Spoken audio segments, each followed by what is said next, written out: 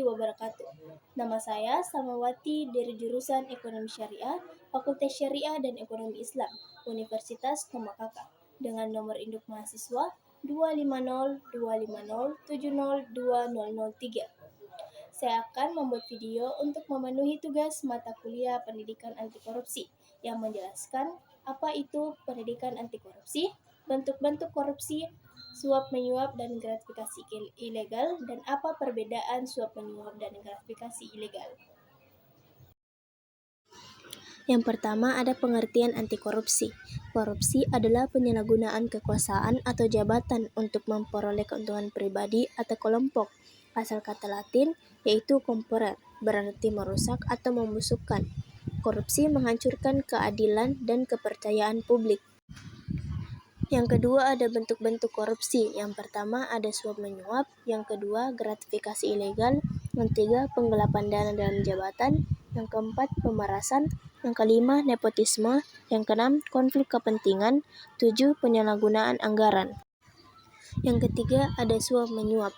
Suap menyuap adalah pemberian atau penerimaan sesuatu seperti uang, hadiah, fasilitas atau janji oleh seseorang kepada pejabat atau pihak lain dengan tujuan mempengaruhi keputusan atau tindakan yang berkaitan dengan jabatannya, sehingga menguntungkan pemberi atau penerima dan bertentangan dengan kewajiban atau aturan yang berlaku. Selanjutnya ada unsur-unsur dan catatan penting suap menyuap. Unsur-unsur suap menyuap, yang pertama ada pihak yang memberi dan pihak menerima. Yang kedua ada bentuk pemberian seperti uang, fasilitas, barang, janji atau manfaat lainnya. Yang ketiga, tujuan untuk mendapatkan keuntungan atas perlakuan khusus. Yang keempat, tindakan tersebut menyimpang dari aturan atau kewenangan. Dan catatan penting suap menyuap.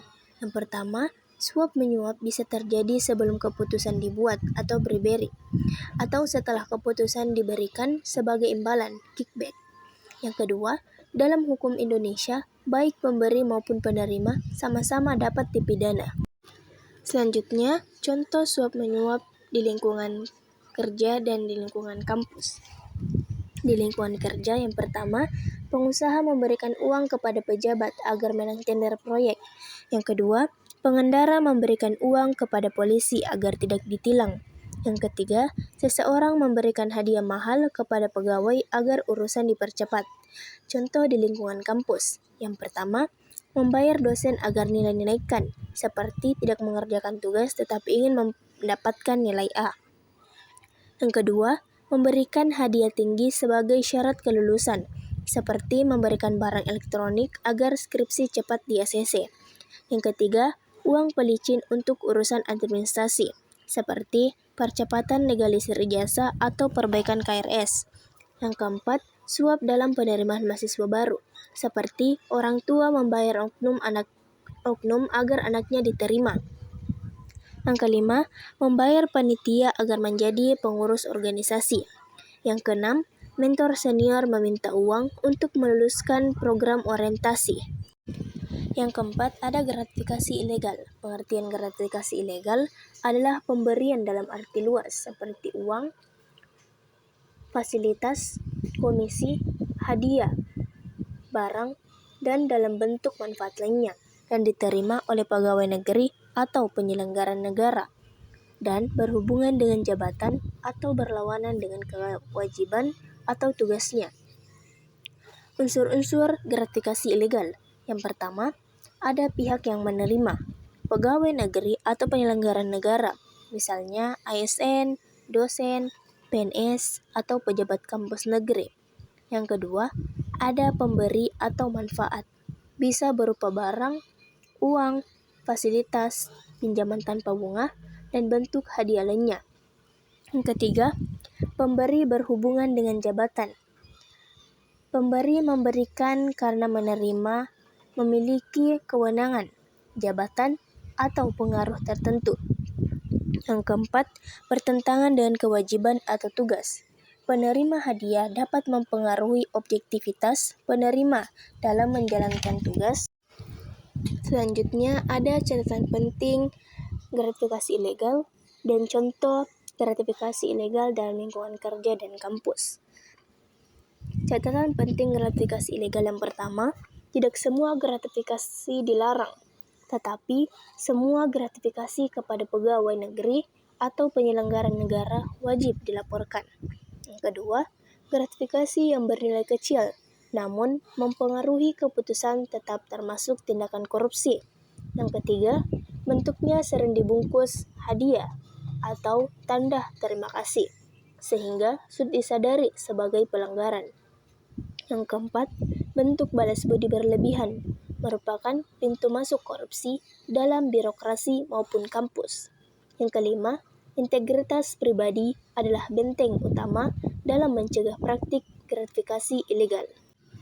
Selanjutnya, contoh gratifikasi ilegal dalam lingkungan kerja. Yang pertama, proses perizinan dan pelayanan publik.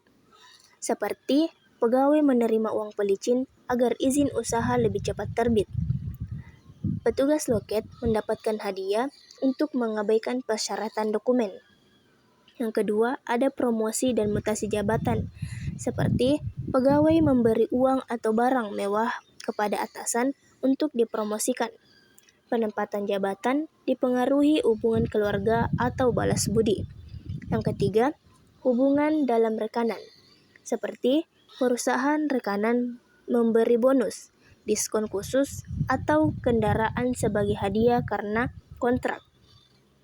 Pegawai menerima uang transport padahal sudah ada anggaran resmi. Yang keempat, kegiatan seremonial dan event. Sponsor luar memberikan uang tambahan kepada panitia untuk keuntungan pribadi. Pemberian parcel atau hampers kepada pejabat saat hari besar untuk mempengaruhi keputusan. Contoh gratifikasi ilegal dalam lingkungan kampus. Yang pertama, memberi uang atau hadiah agar nilai mata kuliah dinaikkan. Yang kedua, memberikan makanan, oleh-oleh, parcel, menjelang ujian agar dosen berbaik hati. Yang ketiga, memberikan voucher belanja atau fasilitas lain agar diluluskan dalam sidang skripsi. Yang keempat, memberikan uang terima kasih ke bagian administrasi agar urusan dipercepat. Yang kelima, ada perbedaan suap menyuap dan gratifikasi ilegal. Tujuan pemberiannya, suap menyuap, pemberian dilakukan untuk mendapatkan keuntungan tertentu, seperti perlakuan khusus, memenangkan tender, meluluskan urusan, atau memperoleh keputusan yang menguntungkan. Sedangkan gratifikasi ilegal, pemberiannya terjadi karena adanya hubungan dengan jabatan, dan dianggap ilegal jika bertentangan dengan kewajiban atau tugas penerima. Yang kedua, waktu dan konteks. Suap menyuap terjadi sebelum keputusan dibuat untuk mempengaruhi keputusan atau tindakan pejabat berberi. Gratifikasi ilegal bisa terjadi kapan saja, biasanya berupa hadiah atau fasilitas yang diterima oleh pejabat negara yang berkaitan dengan jabatannya. Yang ketiga, bentuk pemberian. Suap menyuap berupa uang, barang, fasilitas, atau janji yang diberikan dengan tujuan khusus untuk mempengaruhi keputusan. Gratifikasi ilegal, berbagai bentuk pemberian seperti uang, hadiah, komisi, fasilitas, barang, dan manfaat lainnya yang diterima tanpa tujuan mempengaruhi secara langsung, tetapi tetap berhubungan dengan jabatan. Yang keempat, unsur pelanggaran. Suap menyuap dianggap menyimpang karena mempengaruhi keputusan atau jabatan secara langsung.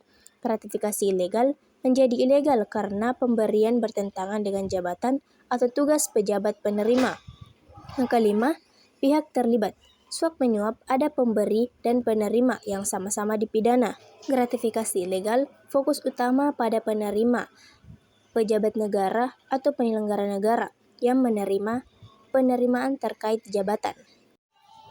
Itulah tadi pengertian pendidikan anti korupsi, bentuk-bentuk korupsi, suap menyuap dan gratifikasi ilegal, dan perbedaan suap menyuap dan gratifikasi ilegal. Sekian dan terima kasih. Assalamualaikum warahmatullahi wabarakatuh.